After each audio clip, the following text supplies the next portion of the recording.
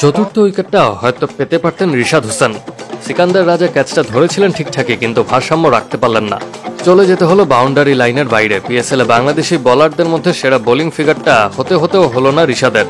স্পেলের প্রথম 2 ওভারেই যে করাচি কিংসের মিডল অর্ডার পুরোপুরি ধ্বংস করে দিয়েছিলেন বাংলাদেশি এই লেগি।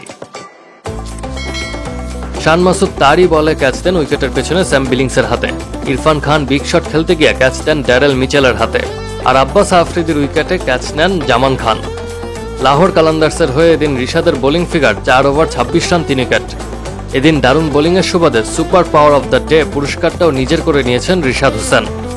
পাকিস্তানের অর্থমূল্যে 3 লাখ রুপির চেক দেওয়া হয় বাংলাদেশের স্পিনারকে। বাংলাদেশের আজকের দিনের অর্থমূল্যে যা প্রায় 1,30,000 টাকা সমান। টানা 2 ম্যাচে 3 উইকেট শিকার করে উইকেটের তালিকাতেও শীর্ষে উঠে এসেছেন তিনি। 6 উইকেট নিয়ে পিএসএল এর সর্বোচ্চ উইকেটার ফজল মাহমুদ ক্যাপ এখন তার দখলে। এবারের আসরে অবশ্য এখন পর্যন্ত রিশাদের সমান 6 উইকেট পেয়েছেন কোয়েটার লেগ স্পিনার আবরার আহমেদও। তবে ইকোনমি রেট ও বোলিং গড় ভালো হয় রিশাদই এখন বোলারদের তালিকার শীর্ষে।